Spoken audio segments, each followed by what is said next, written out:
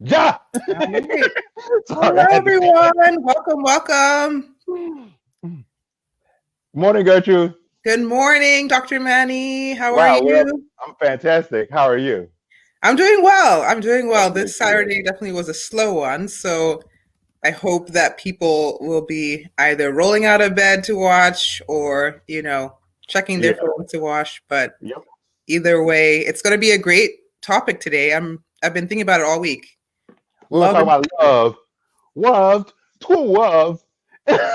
That's from the Princess Bride. My brother's a Princess Bride junkie. he's a So Princess Bride junkie. Princess Bride is Oh, this comedy that he watches obsessively. Uh it's a classic. okay. um I haven't watched it except for like one time, but Mhm, mhm. uh, he tells me the lines enough every year that I remember them. Oh, Uh, wow.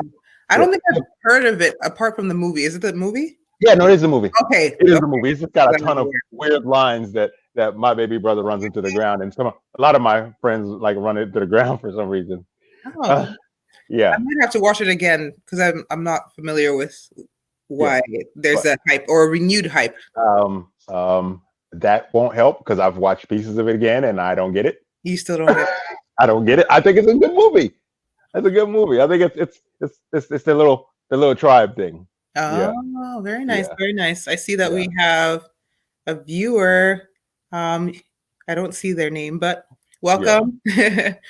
So yeah, today we're going to be discussing about love and suffering, and Dr. Manny will be leading us through this concept and yeah, diving deeper.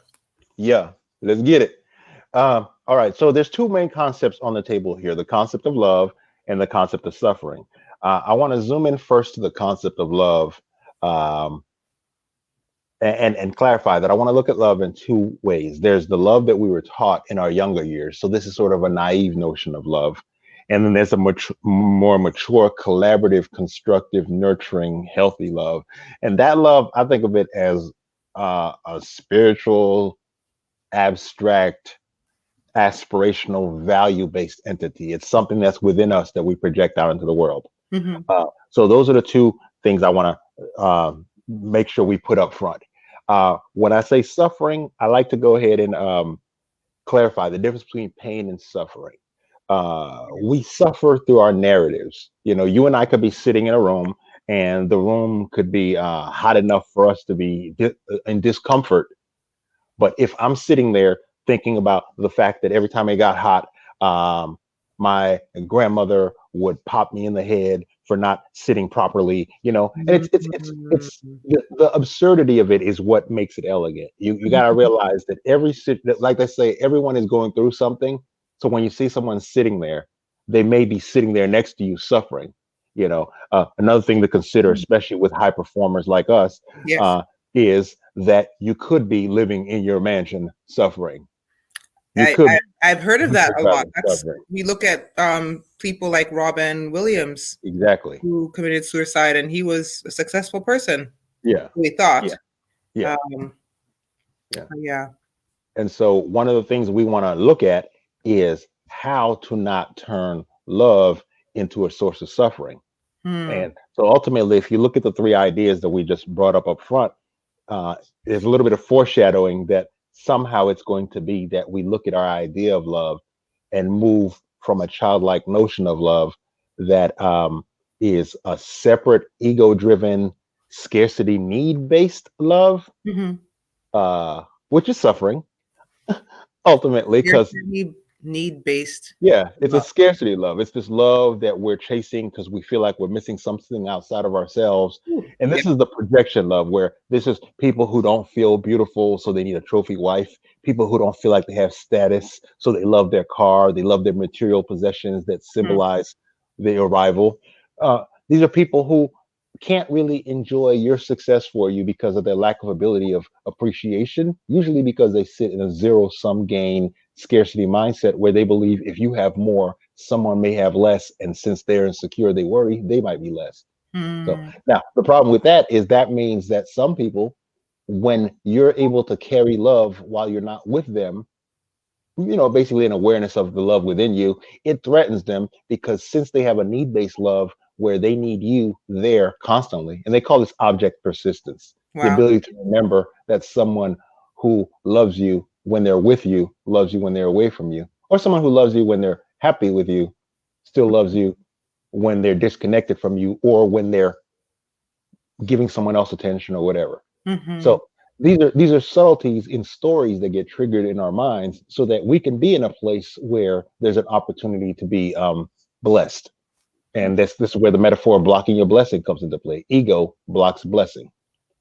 It's huge. Okay. Yeah. And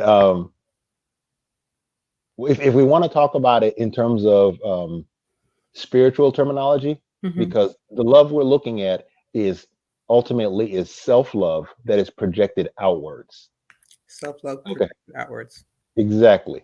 And so there can't no love can exist in the world outside of you beyond the love that you're able to imagine, to conceive of. Because like Except see, if for I'm saying, yourself, yeah. yeah, it's especially for yourself. Mhm, mhm. So if you don't believe that you're worthy of love for whatever reason, and you believe that you gotta chase or hunt or trick someone into loving you, or distract someone, or be performative where you gotta be keeping them busy with so many fireworks, squirrels, and let's be honest, distracting sex, you know, or honestly, whatever overcompensation, distracting cars, distracting house, distracting trips, distracting jewelry, Mhm. all these things that are distracting the person from who you are that they've committed to. Hmm. This is all subterfuge from truth ultimately. Hmm. Yeah. So that's suffering. Suffering is when we turn love into something we have to do instead of a state that we can be in. Wow. Because then it becomes, if this person's not here and I'm not doing the thing that I believe is how they came to love me, even if I'm asleep, I gotta wake up. Like if I believe that the reason a person loves me is because of sex, then anytime I'm not frisky or whatever, and this is Mhm. across genders, so I'm trying to use gender neutral terms. Anytime I'm not receptive, anytime I don't initiate enough, anytime I might be beaten down by work, Mhm. then in those moments, I'm going to feel less like the sex kitten that captured this person, and I'm going to end up in the fear state, afraid that someone else might be providing or distracting, or the internet nowadays. They don't, we're not in a time where someone has to go far away to please their eyes True. with variety and Mhm. novelty. So let's go back to the naive definition of love and how we learned it. Okay. Most of us learned about love through fairy tales. Most of us learned about most things through fairy tales. And with the fairy tales came happily ever after. Okay. So let's grab one story with a happily ever after, the story with the poisoned apple. Oh, I mean, she laid there until this dude came along, this stranger who, with a little bit of a necrophilia bent, I mean, she over there laying dead, and he's like, "Oh, let me kiss her," since no consent or nothing, yeah. In the I'm just 2000s, saying, you finally question these things you're like, we watched in yeah, our yeah, childhood. but keep in mind these stories, they repeat these things. This guy came out of nowhere, saw you were so beautiful, even in your dead state, Mm-hmm. that he kissed you. This kiss, this love was so powerful, true love's kiss, that all the poison that was in your body was gone. Yeah. And y'all live happily ever after. The Yeah. savior mentality. I actually made a post on my Instagram about this because like being especially within the church and being a Christian woman, like I'm 31 right now, and Yeah. people look upon me like, wait, you're not married? What's wrong with you? There has to be something wrong with you. Everything looks like everything's together. So what's wrong? Yeah. And I just had a vent sesh on my caption, and I was just like, I'm not being like, whoever does, love me is not saving me from singleness. It's not a salvation thing. Like, I already believe that I'm found. I really already believe that I'm loved. I'm already in loving relationships with my family and friends. And so it's just like the concept, I didn't realize how deep it impacted even men. I thought, fairy tales were only, things that women dreamed about, but men even, like a narrative that men have even, put on. Yeah. You gotta come through and give someone their happily ever after. Now let's look at another clause because you brought up marriage. Till Mhm. death do us part. Mhm. So basically, as a child, you're watching these two people in the house that committed to each other till death do us part. Mhm. And most of us, I grew up, I'm an 80s baby. I was born in 1973. So we're talking about dysfunctional household 101 because all of our households were taught to be dysfunctional. If you look back at the shows we used to watch that we modeled ourselves after, boom, there you have it. Mhm. You know, Give us so some examples. um, um, God, Al Bundy. What's the show with Al Bundy? Al Uh, Bundy. yeah, Married with Children. Oh, yes, yes, yes. Basically you have a show that kind of, these shows normalize certain maladaptive toxic behaviors. Mm. You have these shows where the husband talks to the wife like she's dumb, like crap. He has a job which he loathes. They Mm. make jokes about the fact that he has no ambition or aspiration. Mm. He has a pretty dysfunctional son and he's expressive about it.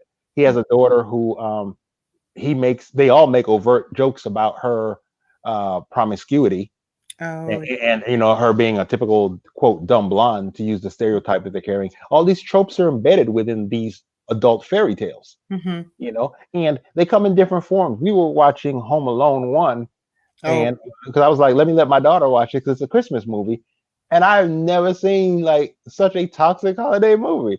I'm used to watching National Lampoon's Vacation, for Christmas, and Mhm. the family there is not the foreground. In Mhm. Home Alone, the dysfunction in the family, the fact they were able to leave a child behind, and the way they handled it, the way they interact with each other, and these things aren't as bad as long as we have reality nourishing us.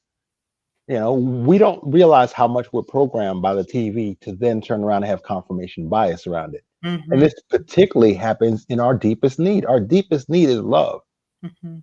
From the day we're born, we're trying to figure out, how is it that I attract people around me to nurture me, to protect me, to care for me, people who ultimately love me. Mhm. And then initially we have this idea where we have to be perfect for someone to give us this happily ever after. We develop this destination addiction. Mm. you know until I find this person, I can't feel loved, cherished, whatever else. And triple that, Why? if yeah, and then make it even worse if you grew up in a household where your parents weren't doing that loving and cherishing to each other, Mm-mm.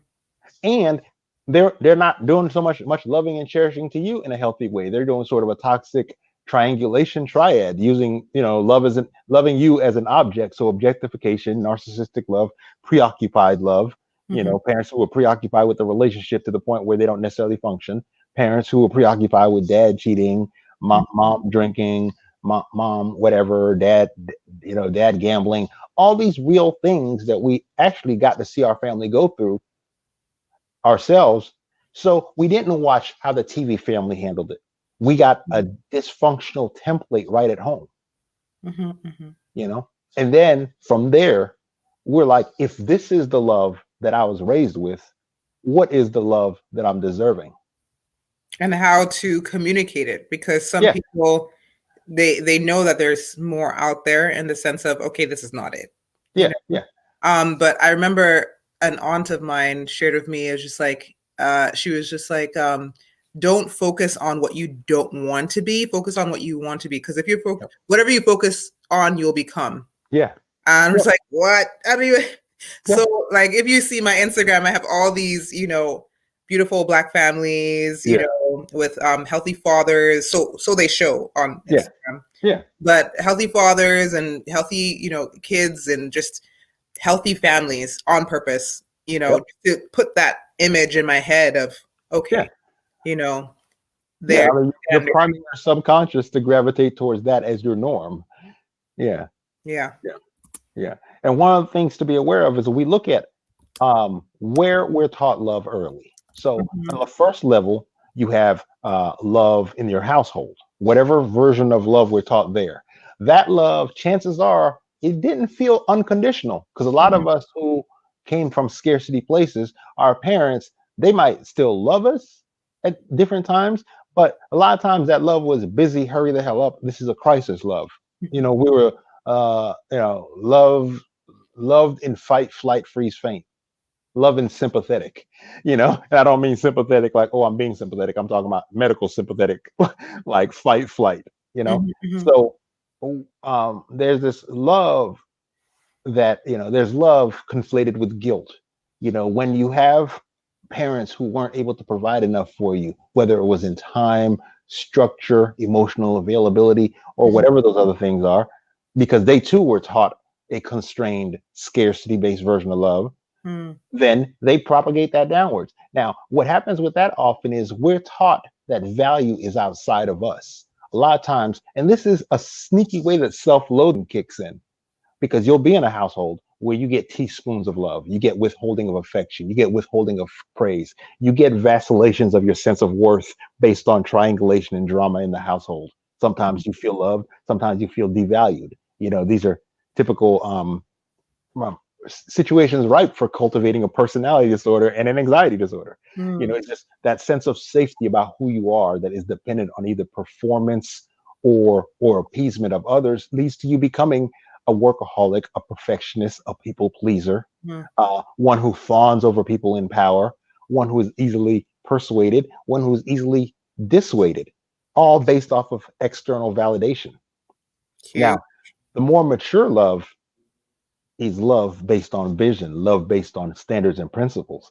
This is the love where we've gone inwards and we've decided, what are my values? What do I value? Not what was I taught to value. We call what you're taught to value introjects. Hmm. You taught the rules that you're taught to learn to love by. All the maladaptive rules, those are injunctions. You might have learned a rule, never leave a room without slamming the door to make your point. If that was what you saw, if that was the punctuation that mom or dad was using in arguments, then in your mind, the argument's not over till the door slam. Mm, It cute. might be that you learn the way to make your point is to sleep down on the couch. Hmm. It might be that you learn the way to make your point is to throw something and not hit the person, because that would be domestic violence. You Mhm, know, a mhm. lot of a lot of things we learned were subclinical. Yeah. And by subclinical, I use a general term. They didn't hit the radar to get you a diagnosis, but we carry a little shame about it because um, we don't know what normal is around those things. Because again, when we turn to the TV, we're like, oh, okay, I see these people on the TV doing this, but part of it's theatrical. Mhm, mhm. And then we start to wonder, what is it that I need to do to get over there where people are loving to me? What's wrong with me that people aren't treating me like that? Mhm. Now, instead of that, instead of approaching from a position of fear, we approach from a position of integrity and attraction. The way we prepare for love is we prepare for love that is less dopamine, less infatuation and endorphin based. We prepare for a love that is based on creating a sense of safety, a sense of reciprocity, a love that has standards, so you're not resentful with the person for violating your standards and crossing your boundaries all the time. Mm. Love with clear communication, management of expectations. That's huge. Especially, if you don't share a vision with someone, every time you're helping with them their vision, you feel like you're making a sacrifice that is really not in alignment with what a deep love should be like. A deep love should be around dovetailed vision, so that when I'm helping me, I'm helping you. Detailed vision. And when I'm helping you, I'm helping me. And it's not even about being selfish, it's being self-aware enough so that you align yourself clearly, so you become independent. And Mhm, then you go out and seek people who are sufficiently self-aware and mhm. self-efficacious that when they make a promise, it has a meaning. And as such, you can then build a reality based on a set of shared meanings that will be consistent based on the trust in the relationship. When boundaries are violated, trust is violated. When trust is violated enough, we become acutely aware that Mm. it is destroying the integrity of the relationship. Yes, that's Love huge. that functions. That's That's huge. not love you went out chasing people and the first person who responded you took in. That's not a love where you sat at home desperate and afraid and someone knocked on the door and you're like, I'll take it. Oh my gosh. This is love of intention. This That is a love based on the fact that while you were alone, you made a decision that this is where I want my life to be. I can do bad by myself. Mhm, I can do well by myself. And mhm. as such, I choose to align myself with people who have taken the time to heal, to do the clarification of values, such that they know how they move.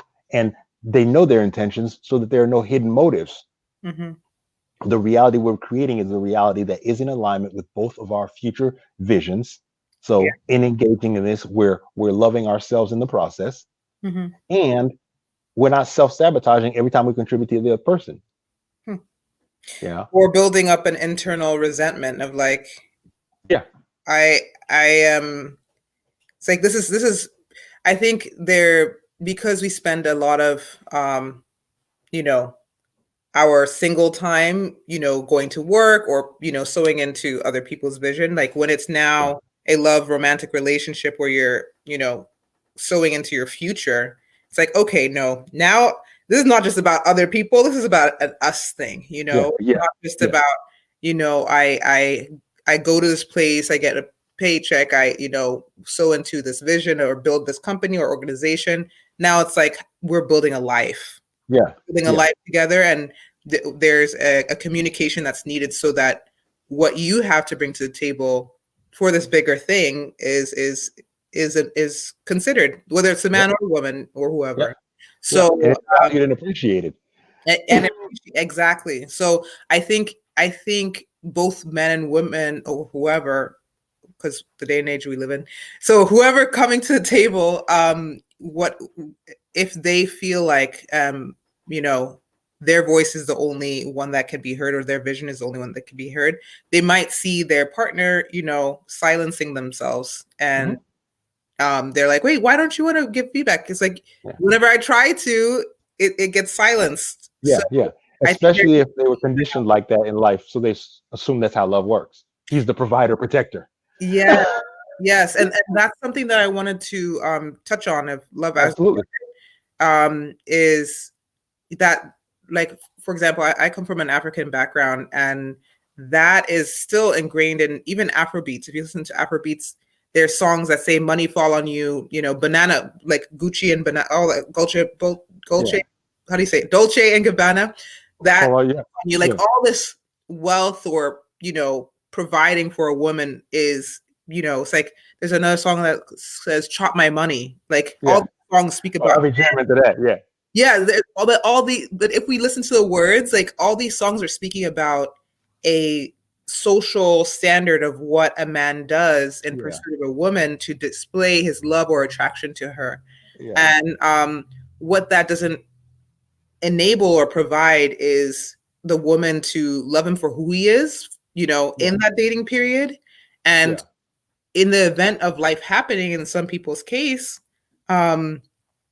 if life happens and he doesn't have the funds or he's out of work, he will go into self-destructive behaviors because his purpose and ability to love in what he defined it as and society defined it as has been removed from him. Yep. So that is actually toxic because it doesn't allow room for the spectrum of life with the concept of love, if that makes sense. Yeah. And I have a song or a chant we used to have when I was younger, when I was more single-minded, when dudes were talking about providing for women. And this was when we were kids, buying just, I guess it was showing that they could or whatever. I come from the don't save them school. We don't save them. And anyone who comes from that school knows what I mean by that. We don't save them. We ain't Captain Save them. What? There's a phrase that different dudes have different cultures, and we saw some dudes. We used to call it simping back in the day. Captain Save them. There'd be dudes that, like, we were in college, and dudes were working jobs and pouring out money, showing women that they would be able to provide them forever. And I was like, that's beyond chivalry. I mean, I believed in chivalry, but I also believed in. I was like, you suggest a date, you paying. If you calling me, you're like, hey, dude, I'm trying to see a movie. I'm like, oh, good. Can we go to IMAX? I've been waiting for IMAX, but it's not on my budget. If you flirting on me, come on. That's my culture. Never initiated it. Shawty. Yes. Shawty. I'm here home chilling. I'm like, I don't need to go nowhere tonight. Yeah. Oh, you trying to go to dinner? Where you go? Somewhere fancy?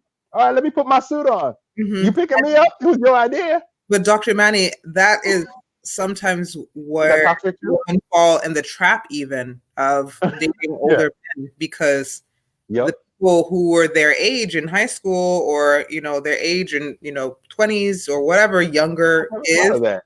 Yeah. That's really what it is this that they end up with people who are able to provide this concept of what receiving love is, or Yep. the type of dates that they wanted. These high school guys weren't able to do this. Like they Yeah. started asking mom, can I, so it keeps people within a toxic, Construct. and then people complain, wait, why is it happening? It's because there's a concept put out there that people their age cannot, provide, and things like that. So I think having that self-actualization of like, wait, what have I believed love is? Yeah. And can I experience real love? Can I define what love is, and experience what real love is, which is patient, kind. You had one point saying that they're like the church, provides a definition of love. That's sacrificial. That considers you above themselves, and they're willing to give up sometimes their own well-being, not the self-deprecating way, but for your benefit, for benefit of others. Love. But I don't think we're taught that. We're taught sin based on what our parents believe sin is ultimately.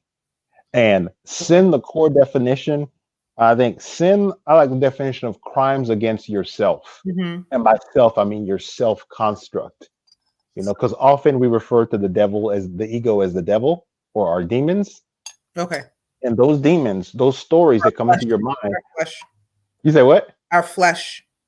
Yeah. And when those things come into mind, that's when we fall to temptation and threat. Things in the moment that end up clouding our judgment against what's true inside. That's so the church taught us, our families taught us definitions of right and wrong. And a lot of times those were based off what they were taught at the church, at work, survival, and parents. Our job is to realize that there's two things. One, to realize, like you said, to reevaluate the definition of love, and then to break away from the old definition without guilt, and realizing that love, there's no right or wrong way to do love. You do love wherever you are in the journey, as long as love is serving as this nurturing, healing, guiding force and is doing its job. Which brings us right into the third point. The third point is, okay, well, if we want to look at whether it's love or suffering, when you're experiencing something that you're calling love, when you're pulling it into your mind, how do you feel? If you're thinking about, I'm falling in love with this person, and it's like it's a constant fear of them not loving me back, that's love and fear, love and jealousy. If you're in love with a person and you're upset about how much energy they're spending at work, you got to ask yourself, are they a workaholic that is feeding into your previous scarcity husband who can never be home, so that they can then play the role, husband or wife, I don't want to put a gender role on it, a person who could then be, because in our modern culture, our sisters get it in, and sisters be breadwinning like a mug, so this person who works all the time comes home tired, and then their love becomes two things. Love becomes work, labor of love, and then when they get home, love becomes that tired, sleepy, gotta wake up at 5, 6 in the morning tomorrow, giving you a little bit of my night. Some people, their dad comes in and immediately has this 5 o'clock nightcap, and so love becomes, and these are when you're dealing with functional alcoholic households. This is a household where this guy performs, he holds it together outside, but as soon as he gets in the door, he tips one back and he flips the switch into his home person, less polite, yes, less structured, less organized and hierarchical, and that's what the family gets as love, leftovers. So the love, way leftovers, that's deep. It's leftovers. It's whatever energy I had left over with whatever temperament and whatever effort I have left over, and you take it because you're the person I love the most and you should understand. So then love becomes this obligation that's sacrificial and self-flagellating, Because like I love this person, so I suffer and I put up with their crap.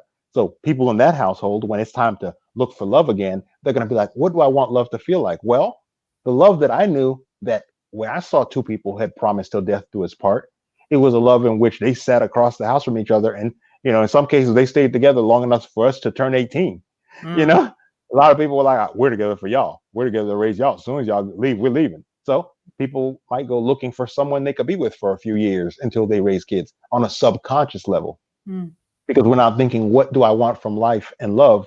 What do I want from my life? And how can I find someone who will on this journey feel as if they're growing too? Like with Charlotte and I, we're both into self-determination theory, which is a very specific psychological theory of growth. Mm-hmm. And as such, we're raising our kids based off foregrounding self-determination theory, self-efficacy, emotional intelligence, compassion. Mm-hmm. We have those things in common. Mm-hmm. We have a shared vision that home is a safe place. When you come home, there's no BS. Mm-hmm. That means minimal yelling, just joking and just having conflict resolution skills, just the things that show that everyone in this house is putting as much, if not more effort with the relationships in here, which will be lasting forever, than they are with strangers who have caught their attention in the moment. Mm. And even on that you shared within your family, like I used to babysit, and I know that there was one time or one situation where one of the children, because of the background that I grew up in, there was a period of time where it was abusive in my family, and so my siblings and I, for the most part, we don't like to raise our voice. Yeah. So subconsciously, we've taken it into taking care of other people's kids, and it's like they expect us to shout at them, but we go into monotone. Yeah. Like instead of raising my voice, I'm going into monotone. Yeah. And the child is like, "You're scaring me because you're not reacting." Yeah, it's weird, right? I mean, you're supposed to be. It's okay to, like, one kid told me it's okay to be angry, and that was like a revelation, because the case was 3 boys, babysitting 3 boys. They were roughhousing, and one of them banged their head, like one of their brother's head, on the floor, and like I blew up. But then I apologized for being angry, because it reminded me of, anger can be harmful. So I'm like, I'm sorry. I don't like to get angry, but that was wrong. He's like, it's okay to get angry. You don't have to apologize. I'm like, he was like, I was out of bounds. I tried to kill that dude. This child was under 10 years old. Yeah. Me, an adult. I'm like, wow. So I think it's to understand, that anger is a healthy reaction to when things are not going. It's boundary violation. Yeah. When someone violates your values and boundaries, you're like, okay, that's not right. That shouldn't happen to that person, and I saw you do it. Exactly. When you can find a system to attribute the blame, the causality to, then that's where anger fits perfectly. Mm-hmm. But then being able to lovingly express anger to a point where, okay, I'm not going to inflict harm or in terms of the sin in my anger, but I'm going to express that I am frustrated right now, or I'm angry in the situation. And because some of us haven't seen anger being expressed in a way that there was self-control of, this is not going to go to a point that I'm going to harm anyone or anything. Yeah. And we've also haven't seen anger processed, because that's an inner process, And like you said, like a well-united person, a well-integrated person, the expression that you see is part of how they're coping. And then you want to ask them, what was the thought process? And they'll tell you, okay, I thought about something else, redirection. I went and had a revenge fantasy, discharging energy, catharsis. I went and talked to a friend. I hollered and vented, more catharsis. Mm-hmm. I went and worked on my garden, sublimation. I went and wrote a piece of music, I went and studied anger, intellectualization. These are all these different ego defenses that we mature. Humor is an ego defense. The situation, looking back, I can laugh at it because I was wilding out too. I guess I did this that led to this, whatever. Mm-hmm. But ultimately, there are 2 facets that are modeled in small pieces throughout life. So a person who was mistaught these things, like if we're mistaught love, so that we don't understand the unconditional nature of it, then we don't anchor to the concept of holding someone in a unblemishable positive regard. There has to be unconditional love that you have with someone, if you truly love them, where you trust them as well, and you have the expectation that they won't do certain things to you and even to themselves. Because if you love them, self-inflicted injuries, a lot of times some people will wound themselves to cause you pain. If Prince they're an internalizer, they'll and just Charles. cause themselves more pain, self-inflicted punishment, bad decision making, collapsing. A lot of is Yeah. showing how much pain they're in. And usually, there's when it gets extreme, there's diagnoses associated with this stuff. There's labels, but ultimately, what we want to do is notice when we're doing these maladaptive things because we grew up in these toxic households. Yet, look how far we've made it. Hmm. So we're gonna have our toxic ways. We're gonna have that lack of emotional intelligence. So we're running ourselves on fear and scarcity because we were in survival mode most of our lives. So we're still in survival mode 90% of the time. But we're safe now. We're adults now.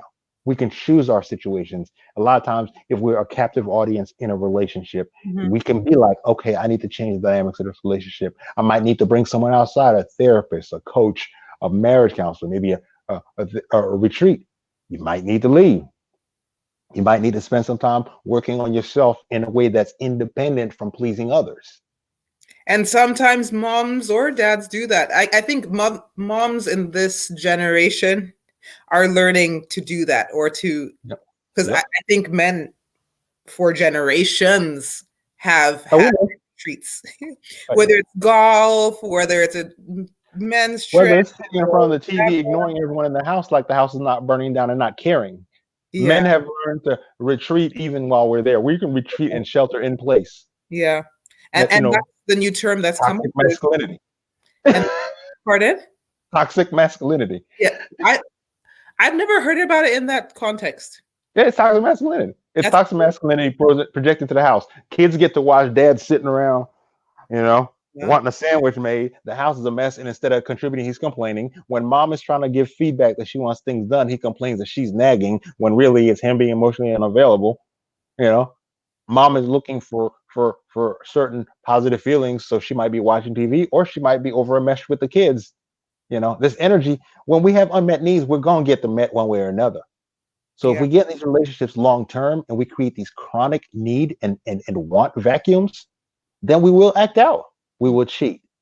We will use drugs. We will fight. We will be violent. We will be angry. We will sabotage ourselves at work. All these things have to do with self-worth, self-respect. Yeah. If you respect yourself and you respect what you've created in your house, when something comes up and you're feeling unloved, then respect yourself enough to have the courage to be like, hey, dude, when you do this, it makes me feel some kind of way. Hey, dude, let's read some books by Gottman. Hey, let's read some love language. Hey, dude, let's put on a porno, whatever. Mhm. Whatever works in your situation, it has to be that you can say that to someone without them going into a defensive drama triangle. Mhm. It has to be that you can communicate with someone without everything being interpreted as another attack. If someone is in so much pain and so much damage that that's all you're getting, and you chose to be a rescuer early in the relationship with the belief that they would change along the way, and they haven't, you have a decision to make. If you're the one in the relationship who is finding you can't make the changes that you promised someone, you have an even bigger decision to make. Do I love this person enough to make the sacrifice? The sacrifice being my old self, my old ego, my old identifications, my old way of being, the fairy tale, the maladaptive fairy tale that I became so familiar with growing up that I decided I was going to impose it on someone else. Hmm. When I grew up as a boy whose dad was always at work and would come home tired and expected to just that the money was going to be enough and some effort. Mhm. And then I grew up and I try to carry that on as the family curse and Hmm. call that love, Mr. Provider. Because within these tropes are opportunities to escape into stereotypes. Mhm. Yeah. You can be the dad. Like these things we're seeing on TV, when we turn around and implement them, we're not implementing them fully and efficaciously. And first of all, they weren't working that well on the TV. No, we saw the highlighted. And then we got happily ever after. Yeah, You know? I'm And glad that happily ever after. what I like about the new what is it called? The new, they're not cartoons. The what are they called? For the Animations. animation. Yeah. Animation films now is that they Yeah. don't end with a happily ever after. There's Mm-mm. still life to be lived. Yeah. There's Yeah. not And the dead. bad guys have depth. they actually give the bad guys backstory, so it's not like, oh, someone is bad, Yeah, bad. They're different. they're now giving you a choice to Who view to them. identify with. You Yep. think that they're bad? You choose. Yeah. Yeah. Let me give you understanding of how they got to this place. I Yeah. think the Wicked Witch of the West was the first one that they gave like a backstory. Yep. And then Manny, what was her name? Maleficent. Maleficent. Also did a great job with that one too. I'm trying to think who else. I think another one is what was the name of the Karate Kid? Cobra Kai. Oh, I haven't. Yeah, there's a new retelling of the Karate Kid from the perspective of the other guy who I spent most of my childhood hating. They portrayed him as a typical 80s bully. And but even with This Is Us this week, there was a premiere of This Is Us. Randall's mom, who we all thought was dead and a drug addict that OD'd and left a decision that was quote unquote selfish and all this other stuff. We found out that she lived, and I got tissue then because This Is Us had me. This Is Us in The Notebook. I'll be a mess. I'll be blowing snot bubbles. That's okay. That's the point. That's the point. Manly talk.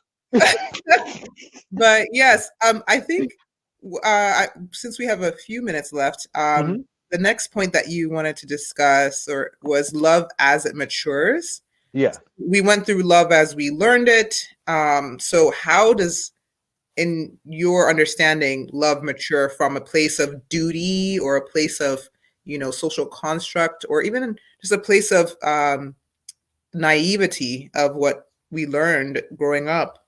How does it mature into something that's lasting? Love matures from being about needing and wanting to about valuing.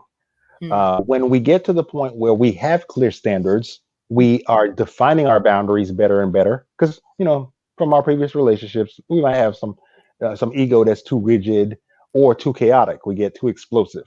So love matures where each situation receives a proportionate response, where we trust. But when we need verification, we don't get met with defensive backlash because we're asking for and receiving normal, healthy validation. Yet at the same time, we're also capable of generating validation within ourselves. In addition to that, a mature love will have increasingly object persistence. When I'm not with you, I still remember you as loving me, as opposed to letting the stories, my ego narration, tear apart who you are, so that later on in the day, I don't trust you as much. Or I'm afraid you're up to something. Yeah. And I'll tell you, as someone who in my younger years, back in college and I think even part of med school, had issues with fidelity.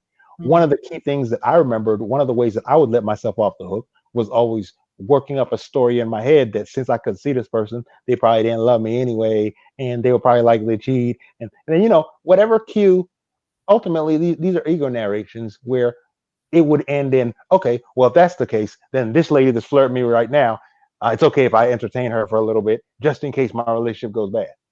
These are rationalizations. These are excuses. Always having a plan B. Yeah, these are excuses for sabotaging a relationship.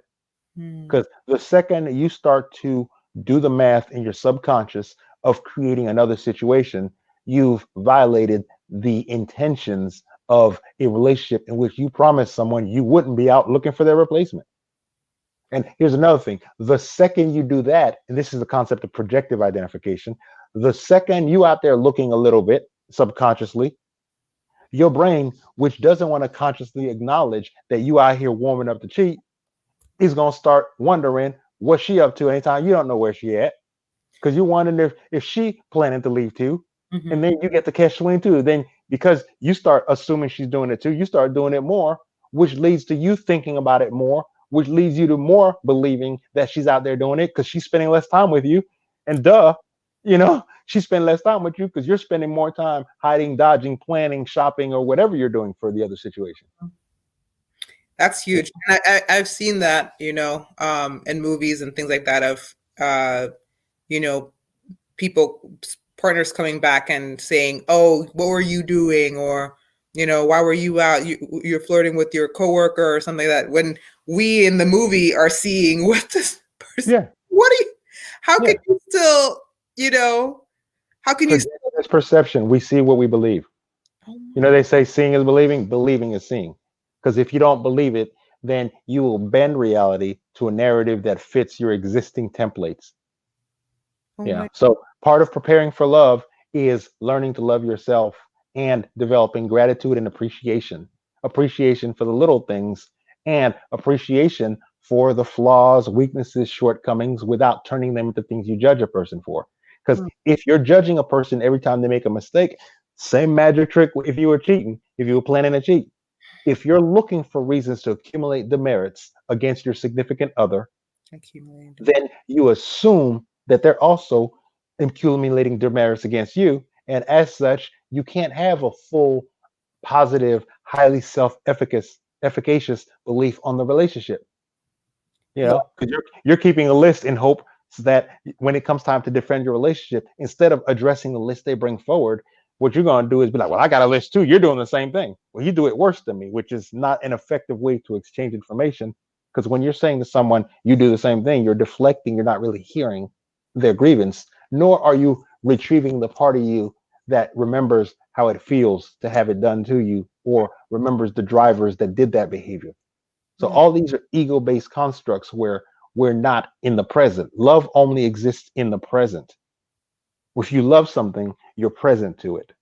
If you love something, you seek to be present to it. And guess what? Even when you walk away from it, you maintain the presence to it. When you think about it, you think about it as when you were present to it. You don't think about it and pull all kind of from the past, pardon my French. You don't think about it and look into the future and hyper worry and start hedging your bets by leading to new relationships or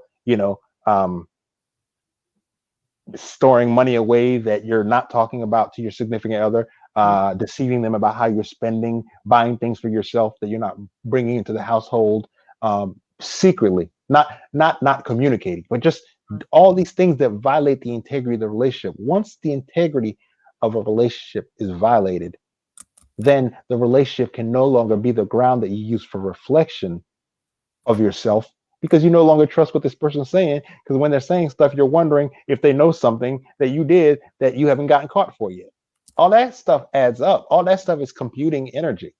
mm, And I say this as someone who, I dump my dirt, you mm. know. So if I'm saying that I'm the kind of person where I'm not gonna stop doing something I'm enjoying until you can convince me not to. And everyone knows that, because everyone knows me and my favorite substances, we get along the way we get along, and I've become quite functional with them.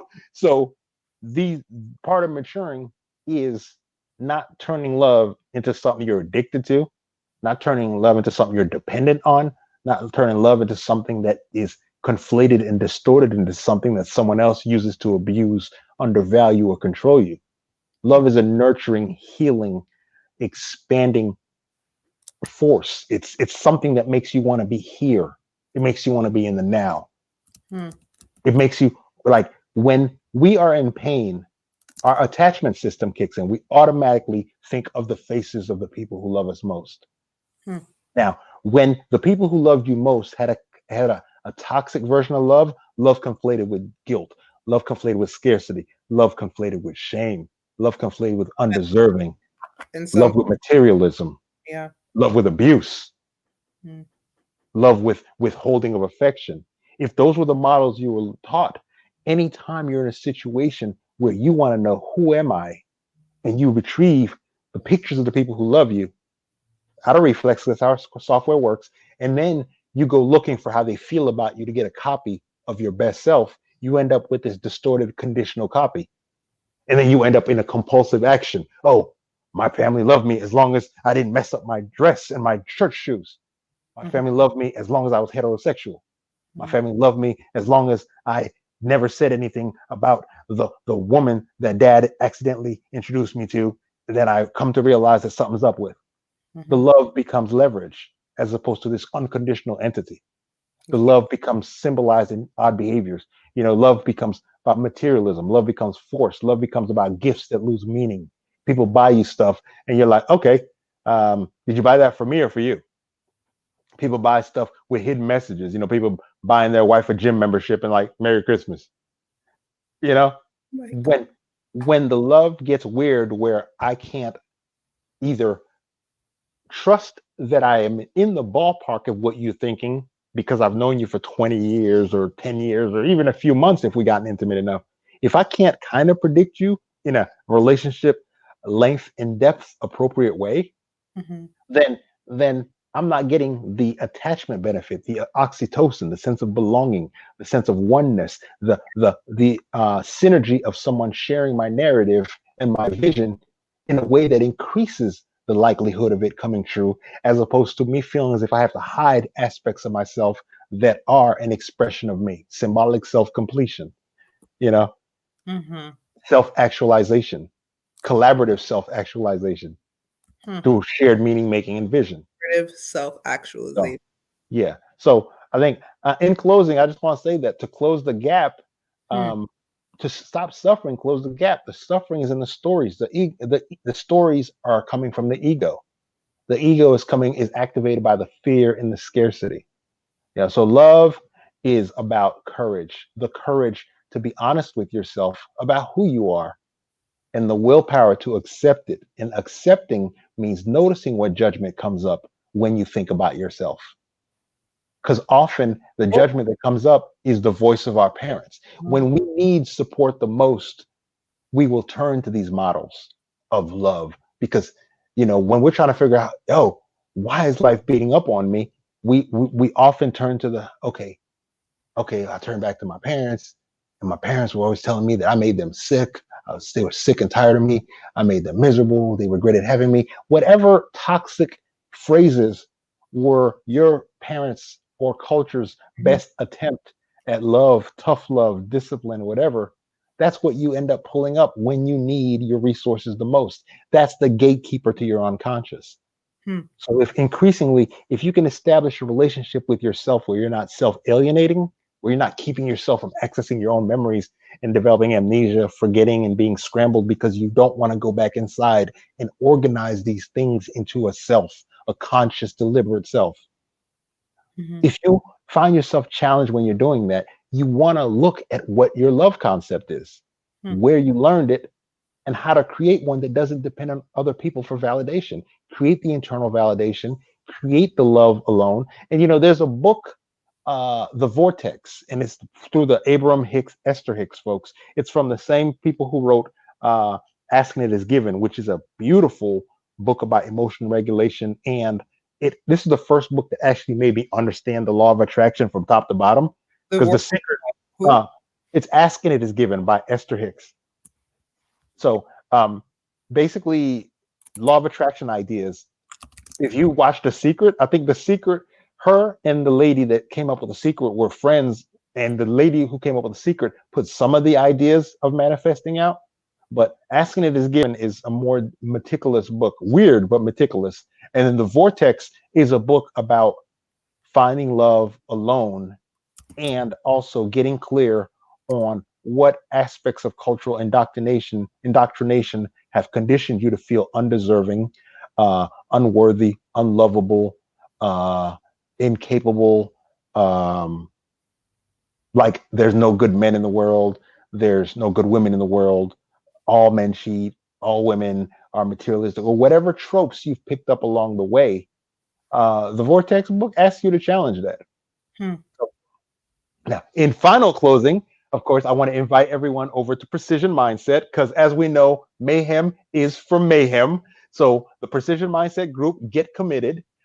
In that group, I'm taking you guys step by step through these thought processes and action processes to self actualize, to transform, to manifest all these pretty words, hand holding camp song words. There are processes for this. And what I share in Precision Mindset, and will continue to share on a regular basis, is the steps that I went through, the steps that my clients go through, the pitfalls that the steps involve, just what it takes to become your fullest, most effective, most whole, most healed self. So in that group, and there's no cost for the group. It's a group where we just get together and we're going to be stepping through some of these concepts. The first concept we're going to be visiting, and that's on Monday, right, Gertrude? Is it Yes. Monday? Okay. Yeah, our first session, our first live in precision mindset is going to be self-sabotage. Yeah, I decided to jump in on that because a large part of my journey to where I am right now in my journey, that was a loop, a recursive loop. My journey about this part of my journey is about a large part of my journey was about these loops that would lead me back where I was before, and this feeling like I wasn't making progress. And I came to realize that a lot of times when I would measure my progress, I would bring judgment to the table, and as a result of bringing the judgment to the table, even as I was measuring, I was devaluing, I was diminishing, I was depreciating myself. This is the opposite of self-love. This was self-sabotage. Self-sabotage comes in multiple forms, and I want to dig into all of them, from resistance to distraction, creating drama, procrastination, forgetfulness. And there's a document, my marketing manager, oh, and I'm remembering my mother is telling me to practice not saying, so in these private sessions, I'm working on it, guys. So by the time we get back, I think my first show is booked in May in Mexico with Sam Vital. I want y'all there. That wasn't subtle at all. That was a plug for the show. So I'm not playing. We got to fly out to Mexico, and it's all inclusive. All inclusive. Shout out to Dr. Sam Price. So I want to point out that the most frustrating part of this journey for me was finding myself sometimes 2 steps forward, 3 steps back. And I think I knocked myself further back the closer I perceived myself to be to accomplishing the dream. Whether the dream was getting love, and they call it the upper limit in this book called The Big Leap, where he talks about the upper limit. It's when you're accomplishing these things and you're looking around at them and you're like, and the phrase that often we use right before we self-sabotage is, I can't believe this. I can't believe it. I can't believe I finally got to this school. Well, it's important that you start adjusting your beliefs. Otherwise, you're going to start effing yourself. Start feeling undeserving. And then with the undeservedness starts coming the guilt. And the guilt starts to worry that in some way you're going to lose it. And the worry starts to be like, okay, where am I incompetent? And that pushes you into the future where you're losing it. And as such, you start to do the self-fulfilling prophecy, and you start eroding the things that you're doing every day, the minor habits, the minor aspects of your identity that are getting you there. You start to push them into the background, and you foreground your weaknesses and all the things in your mind that you're insecure about. You become self-conscious and you leave flow, and you end up procrastinating, self-sabotaging, workaholic, overcompensating in ways that don't contribute to your larger vision, walking out of alignment with your purpose. All these things are processes. And in Precision Mindset and in my Get Committed group, the goal is for us to step through these things. The only excuse you will have then is that I'm making excuses. Yeah. And at that point, I'll be like, if you don't want it, you ain't got to pretend to want it. Because if you want it, these are the steps you'll be taking, because everyone else who's taking these steps is getting that result.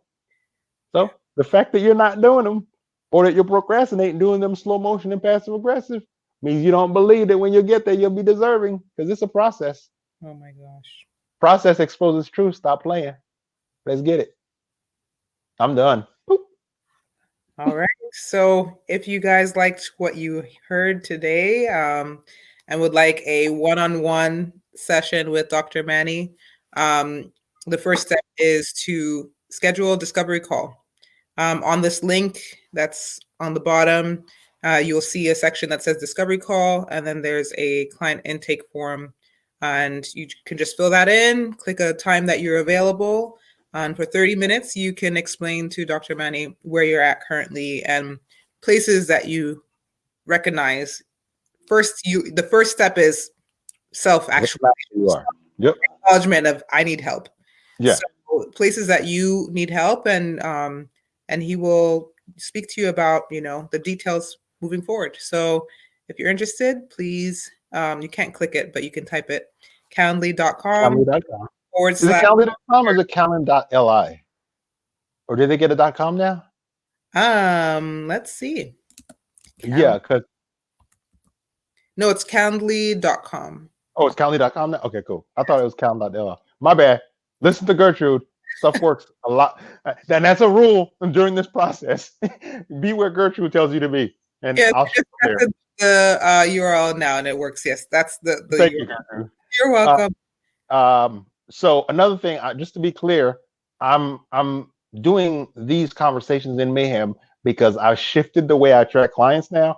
I'm not taking on more than 15 private clients. We're moving to different business models.